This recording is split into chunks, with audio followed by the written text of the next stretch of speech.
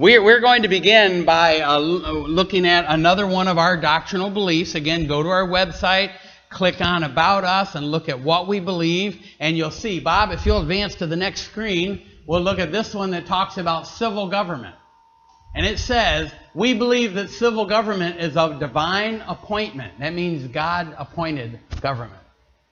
For the interest and good order of human society. That magistrates are to be prayed for, conscientiously honored and obeyed, except in those things opposed to the will of our Lord Jesus Christ, who is the only Lord of the conscience and the coming King of Kings. Okay, thank you, Bob, for that. I wanted to take the 4th of July as we celebrate our country and talk about what is our relationship toward our government. So we're going to jump right into that. Now let me say this. I know that you could choose the worst case scenario and play the devil's advocate and say, but Pastor, what if? What if we're in a revolution? What if we're in... And I understand all those things could happen. Believe me, back in the revolutionary days of our country, Christians had to answer those questions. And they didn't always come up with the same answers. They were using the same scriptures, but they didn't always come up with the same answers. You know, some wanted to just simply be obedient to the government, which in that point was Britain. Some said, no, we need to break free from tyranny. I understand that you've got times when that happens. But that's not what I'm talking about here. That would require a whole nother study for us to look at that. What I'm talking about is how do we, as believers, relate to our government during regular times in our lives. Now, forget the revolutionary times or that sort of a thing. Maybe our country will break into civil war in the next 20 years. I don't know. When that happens, then we've got to think through how our response is going to be. But other than that, how do we relate to government just during the normal periods of our life when things are going like they are right now? They're just going along. Now, I realize there's a lot of political things happening in our country, but still, the fabric of our country is still the same as far as our relationship with our government. So I want us to look at that, and we're going to talk about it in Romans 13. But before we do that, I wanted to ask this question. Why might Christians be at odds with a government? Well, there's a couple different reasons. I'll just go through them quickly. First of all, civil government is secular.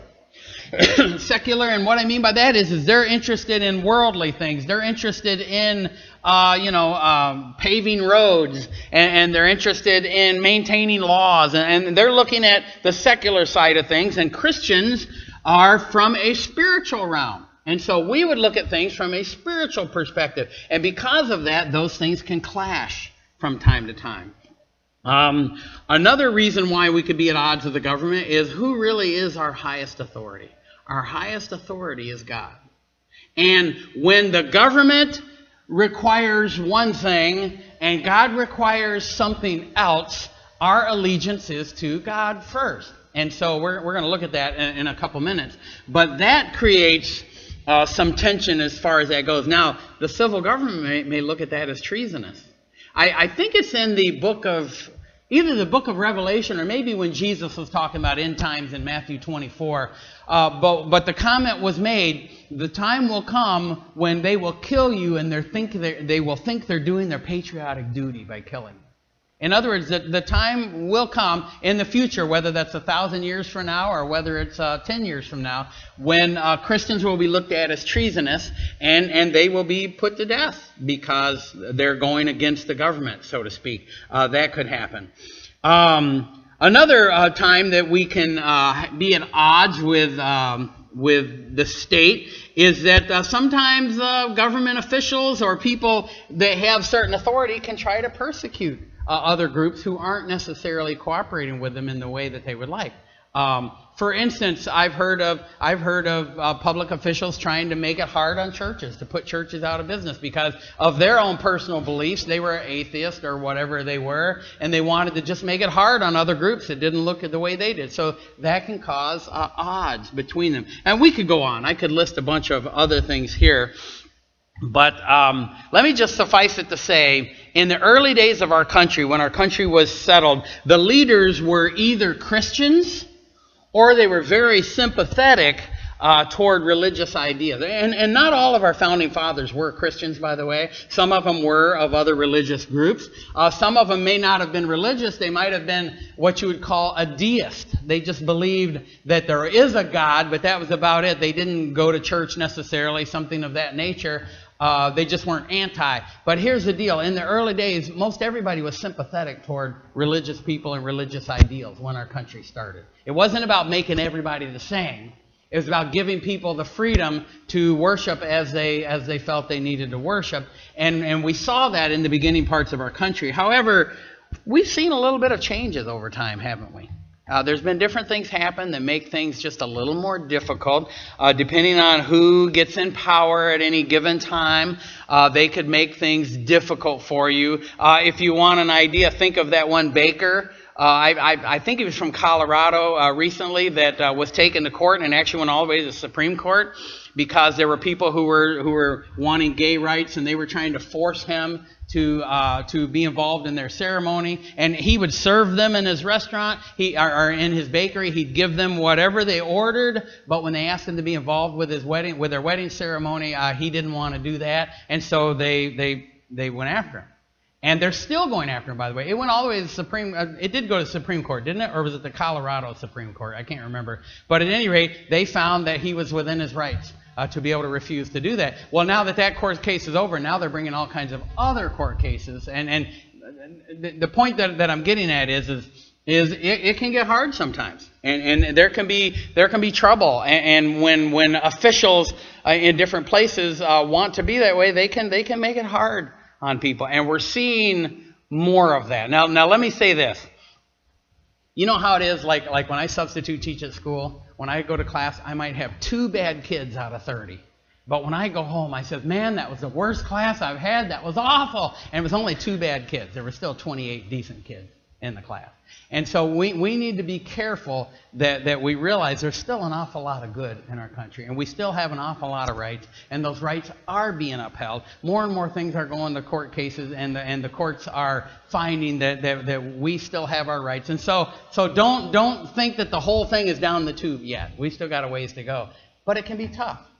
It can be tough. Well, how do we respond to government? And how do we look at government? I wanted to look at Romans chapter 13. I've looked at this in the past.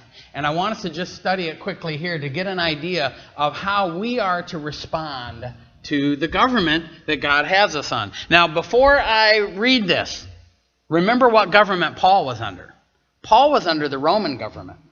And if you think America has some bad issues, Roman government was 10 times worse. They did a lot of bad things. They were allowed, they did a lot of things that we would never dream of having done here through even our present government officials. So just kind of keep that in mind. Paul was not in a user-friendly government as far as that goes. But look at chapter 13, beginning in verse 1. Paul says, "Let every soul be subject to the governing authorities. For there is no authority except from God, and the authorities that exist are appointed by God. Therefore, whoever resists the authority resists the ordinance of God, and those who resist will bring judgment on themselves. For rulers are not a terror to good works, but to evil. Do you want to be unafraid of the authority? Do what is good, and you will have praise from the same. For he is God's minister to you for good. But if you do evil, be afraid, for he does not bear the sword in vain. For he is God's minister and avenger to execute wrath on them who practice evil. Therefore, you must be subject not only because of wrath, but also for conscience sake. For because of this you also pay taxes, for they are God's ministers attending continually to this very thing. Render therefore to all their due. Taxes to whom taxes are due, custom to whom customs, fear to whom fear, honor to whom honor." Let's get into this. Let's look, what is the exact principle here that Paul is teaching? Well, the first thing Paul is teaching is the concept of submission. Now, what is submission? Right away, when you say the word submission, a lot of people go to the idea of a woman submitting to a man and so forth. And they can get up in arms about that, but you need to just stop and back up for a little bit. If you study the New Testament, you'll see that submission was a principle for all of us. We all have areas in which we have to submit. Remember, we talked about a wife submitting to the headship of her husband. We also talked about the husband submitting to the needs of his wife. But there's all kinds of other areas. The New Testament makes it clear that within governments, the citizens are supposed to submit to the government. If you've got an employer, the employees are supposed to submit to the employers. Within proper boundaries, and we'll talk about that. But even with parents, children are to submit to the parents. And we could go on and on and on and look at other relationships that we have, and we're just to submit to those in authority over us. That is a common principle. And here he says, let every soul be subject. Well, first of all, he is talking to Christians, so we know he's talking about Christians, but I think it's a wider principle than that. He said every soul. I think he's talking about everybody, not just Christians, but unbelievers. We need to submit. Well, why? Because God has a plan. We'll see that in a couple minutes. But God has a reason for having these governments that are there and that are in power. Turn, if you will, to 1 Peter. If you don't want to turn there, I'll read it to you. But it's 1 Peter chapter 2, verses 13 and 14. I just got finished reading where he talked about how we were to live. I read it during the communion time because we're supposed to have a good testimony to the world around us. But now in verse 13, he says you need to live that way. And verse 13 says, therefore. In other words, in order to live that way, in order to have your conduct right amongst the Gentiles, here's how it should come out. He says, therefore, submit yourselves to every ordinance of man for the Lord's sake, whether to the king as supreme, or to governors as those who are sent by him for the punishment of evildoers, and for the praise of those who do good. For this is the will of God. And then he goes on from there. But he's saying we need to submit to those who are in authority over us. I think that's probably one of the biggest problems that Christians have right now, is this whole concept of submission. Part of it is that we live in America, and America teaches that individual rights trump everything, or at least that kind of comes out sometimes. Is that really true? If all of us pursue individual rights, do you know what kind of chaos we would live in? There's a word for that, by the way. It's called anarchy. You look in the Bible, in the book of Judges, and the book of Judges has a recurring theme that talks about all the problems Israel kept going through, and the idea kept coming up, and it said every man did what was right in his own eyes. And it was chaos. It was a terrible time. The book of Judges is a terrible time frame in Israel's history. We need to be careful about that. The scriptures instead teach that we're to submit. And we need to be careful. Even when we have to stand up, and we're going to see in a couple minutes what some of those reasons would be. When we have to stand up and say no, we still need to do it with the right attitude. We still do not have the right in God's eyes to be nasty and cranky about it. So you got to remember that. Let me give you a couple examples. In Daniel chapter 3, remember the story of Shadrach, Meshach, and Abednego? Remember, the king had created a great statue, and everybody was supposed to worship it, but those three wouldn't. They were Jews. And so the king took them, and he questioned them about it, and they were very polite in their response to him. And they didn't treat him like he was a nasty, mean ogre. They didn't say bad words to him, but instead they just said, we just need to let you know that we're not going to bow to your image. Whatever you do to us, we're not going to bow to your image. And God's able to save us if he wants to. He may not, but if he wants to, he's able to save us. Remember, they got thrown into the fiery furnace, and God did save them. He did preserve them. Another story that came from the book of Daniel as well was Daniel himself in Daniel chapter 6. Maybe you remember when he was thrown into the lion's den? Well, the story there is some men wanted to get Daniel in trouble, so they went and they talked to the king and said, King, you're such a great guy. Let's make a law where everyone can only pray to you for 30 days. You see, because Daniel was known as a man of prayer, and they knew that he would pray.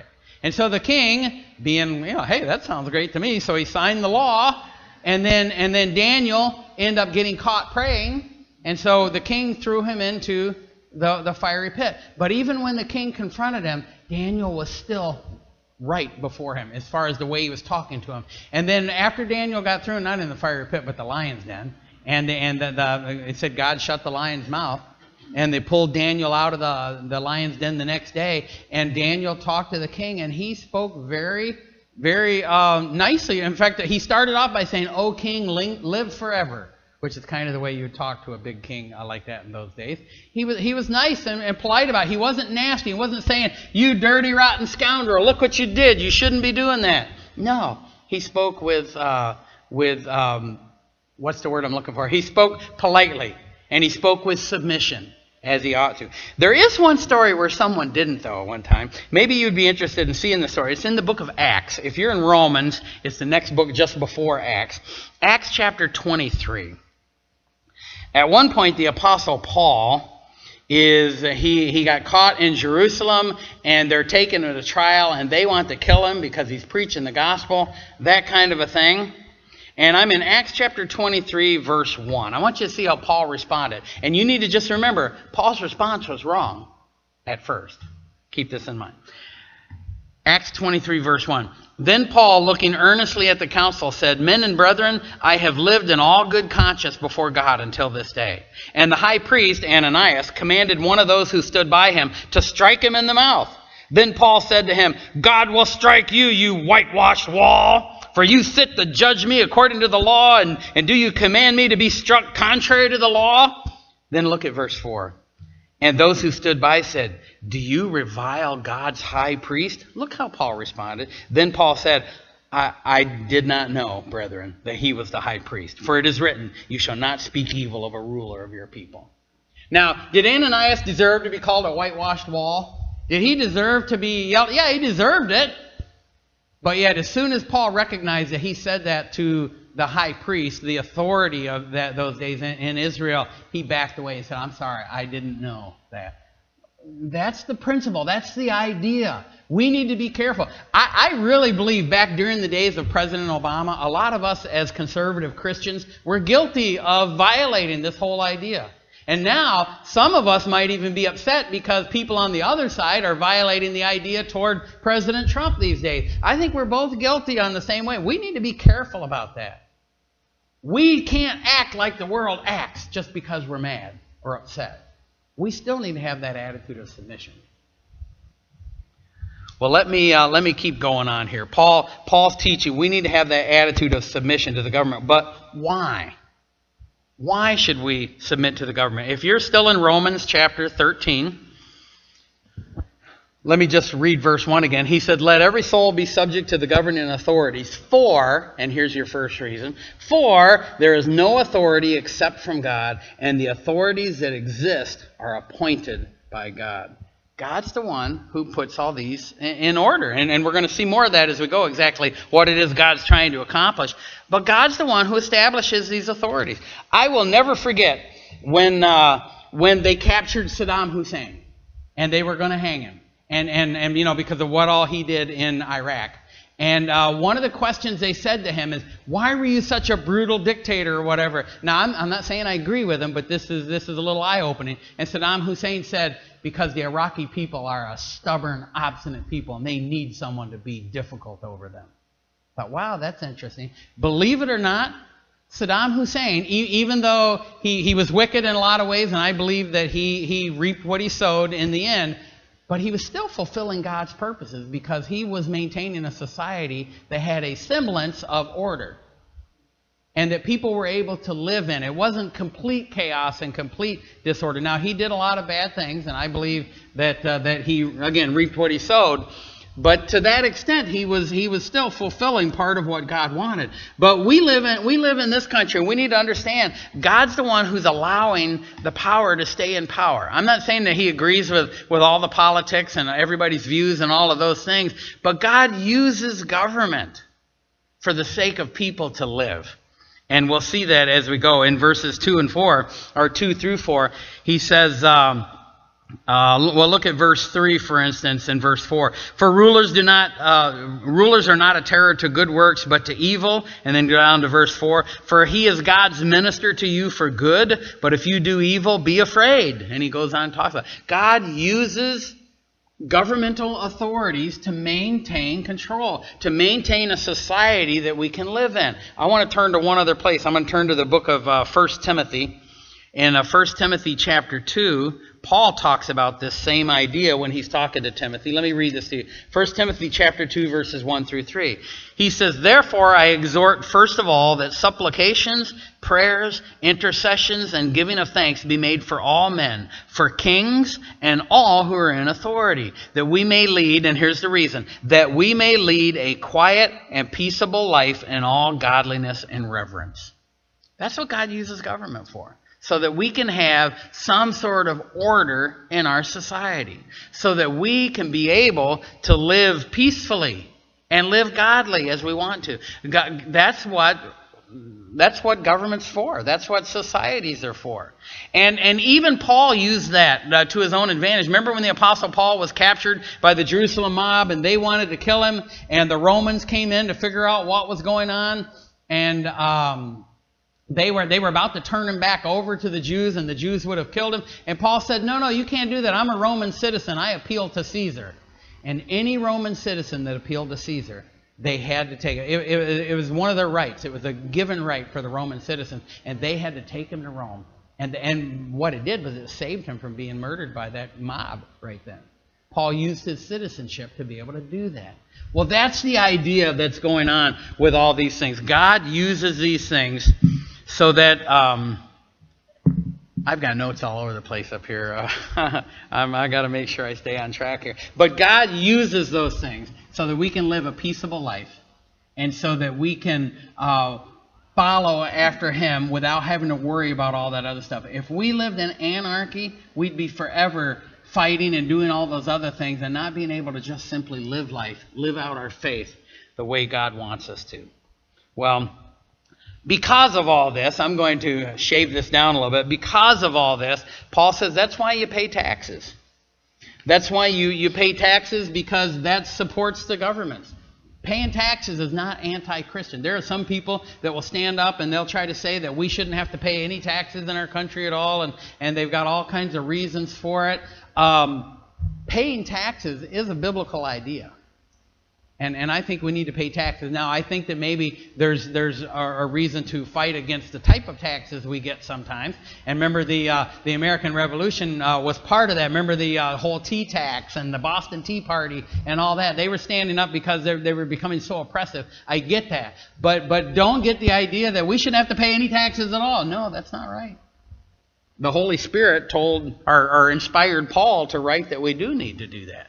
And so we need to keep that in mind. We need to be law-abiding citizens, I guess, is the bottom line for this. We recognize that we live in this country. We recognize that they are an authority over us, and we need to obey that authority. Now, the one time we shouldn't obey that authority is when that authority clashes with God's law. Remember when John and Peter were taken into they were taken into the Sanhedrin in Israel, and they were commanded never to speak in this name again, and they even beat them. And John and Peter said, look, God is the one who's told us to speak this. God is the one who told us that we need to go and report the things we've seen. God was beginning the church. The Lord Jesus gave them those commands. And they said, you decide for yourself, who do we need to obey? Obey man or obey God? They said, we need to obey God. So when the government's telling us to do things that we know is wrong, well, then we refuse to do it. We may still suffer the consequences. John and Peter got beat for it. We may still suffer some terrible consequences, but we do what's right because it's right. And that would be the time that we turn from that. The problem is there's a lot of people that want to use this idea for their own rebellious thinking, their own rebellious heart. And they want to rebel against all kinds of stuff. Some people are just looking for a reason to rebel. And if they can find a Bible verse to help them rebel, they'll use the Bible verse to try to do it. That's not how we're supposed to be. In general, in everyday, daily life, we're to be good citizens, submissive citizens, following after God. And that's the way that we ought to be.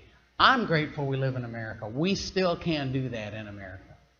And we need to strive for that. And the reason we strive for that is so that we can be a testimony to other people that God is there and God is offering them hope. He's offering them salvation. And we need to be examples of that so that other people would want that. Wouldn't it be better to suffer wrong and be able to guide other people to the Lord Jesus than it would be to just strive for your own rights and do your own thing? No. We're here to serve the purposes of the Lord Jesus Christ.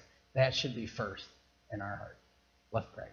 Father, thank you for allowing us to be here in America. We do love this country. We think it's a great place. We still have so many freedoms. We can still do so many things. And Lord, while we don't know what the future holds, we don't know how bad it will get, right now we can do those things. And I pray that you help us to use those freedoms to accomplish your purposes, to advance the gospel of the Lord Jesus Christ.